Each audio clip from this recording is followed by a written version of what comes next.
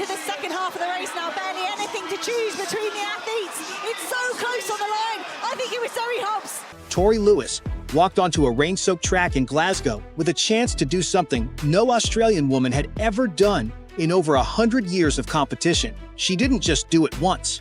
She did it twice in under 2 hours and walked away from Scotstoun Stadium with a Commonwealth Games bronze medal that changed Australian sprinting forever.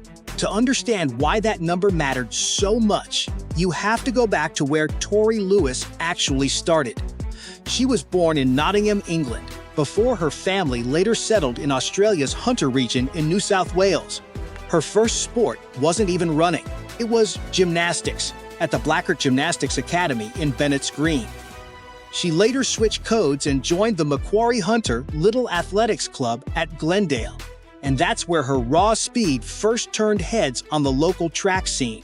By the time she was 15, Lewis had moved to Queensland and enrolled at St. Peter's Lutheran College in Brisbane's western suburbs.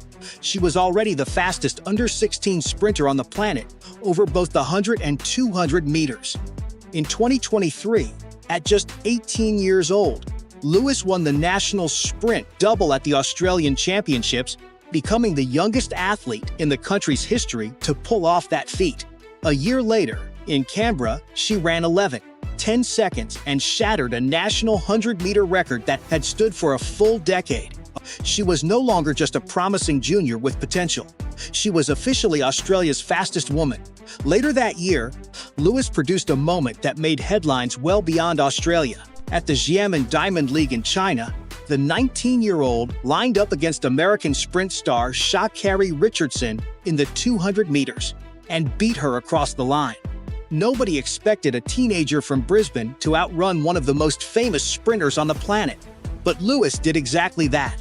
And suddenly, the entire track and field world knew her name. Then came the Paris Olympics. Lewis made her senior Olympic debut in the 200 meters, running a personal best of 22.89 seconds, but finishing fourth in her heat, agonizingly close to an automatic semifinal spot on the world stage. She also anchored Australia's 4x100-meter relay team to a fourth-place finish in the final, missing the podium by just 11/100ths of a second. It was a taste of what she could do, but not quite the breakthrough she wanted. There was still a silver lining that year. Lewis had finished second in the 200 meters at the World Under-20 Championships, but months later she was promoted to gold after the original winner failed a drug test, a strange and delayed way to become a world champion. After Paris, Lewis made a decision that reshaped the rest of her career. She packed up her life in Queensland and moved halfway across the world to the Netherlands, joining a training group at the Papendal Olympic Training Center led by coach Laurent Muley. That squad included Femke Bol, one of the greatest 400-meter hurdlers the sport has ever seen. Lewis wanted a role model who already knew exactly what it took to win on the biggest stages in the world, and Muley's group gave her that environment every single day. Lewis suffered a severe Achilles tendon injury that threatened to derail her entire year and put her Tokyo World Championship dreams in serious doubt. She refused to let it end there, and Lewis spent weeks rebuilding her strength without knowing for certain if she'd be ready in time. By August 2025, she was back to full fitness, and she proved it at the World Championships in Tokyo, running 11.08 seconds in the heats to break her own national record yet again. It was the clearest sign yet that the injury hadn't slowed her down. If anything, it had made her hungrier for what came next. Just 1 week before the 2026 Commonwealth Games in Glasgow, Lewis lined up at a meet in Slovakia and broke her national record for the third time, clocking 11.04 seconds. It was the perfect confidence boost heading into Scotland. Even Lewis herself couldn't have predicted what was about to happen on that rain-soaked Scottish track just days later. Glasgow greeted the athletes with pouring rain and a track soaked from lane 1 to lane 8. Conditions like that usually slow sprinters down, not speed them up. Torrie Lewis had other plans entirely. In the semi-final, she stopped the clock at exactly 11.2 seconds flat, a brand new Australian record, and the fastest qualifying time heading into the final of the entire competition.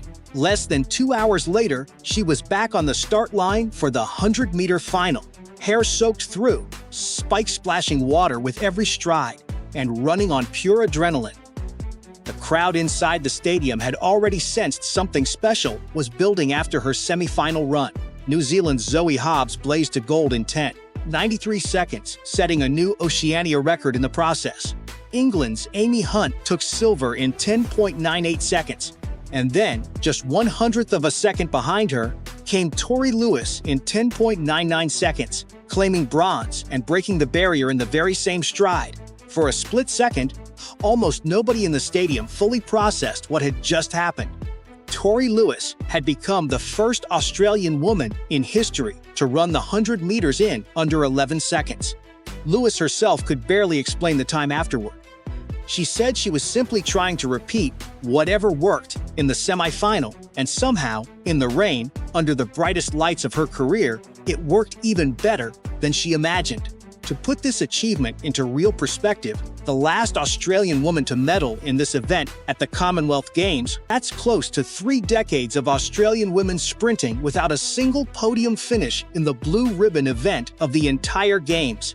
Torrie Lewis just ended that drought in the most emphatic way possible, and she did it by breaking a barrier that no Australian woman had ever broken before her in over 100 years of competition. Australia has produced plenty of legends on the track, from Kathy Freeman's 400-meter gold in Sydney to Sally Pearson's hurdling dominance. But the flat 100-meter sprint had always been the one event where Australian women couldn't quite crack the world's elite. Torrie Lewis just changed that story for good. She wasn't even the only Australian sprinter rewriting history in Glasgow that night. Lachlan Kennedy won silver in the men's 100 meters, running 9.85 seconds to smash a national record that had stood since 2003. Between the two of them, Australia walked away from both the men's and women's 100-meter finals with 2 medals and 2 brand-new national records in the very same session. Torrie Lewis is only 21 years old. She's already an Olympian, a World Championship finalist, and now a Commonwealth Games medalist who ran faster than any Australian woman in the country's history. This Glasgow bronze might not even be the peak of her career. She has already shown she can break her own national record under the biggest pressure imaginable, in the rain, with a medal on the line. So the real question now isn't whether Torrie Lewis can go faster. It's how much faster and how soon the rest of the world will need to start taking Australian sprinting seriously again. This Glasgow night might just be the moment everyone looks back on as the exact night it all began.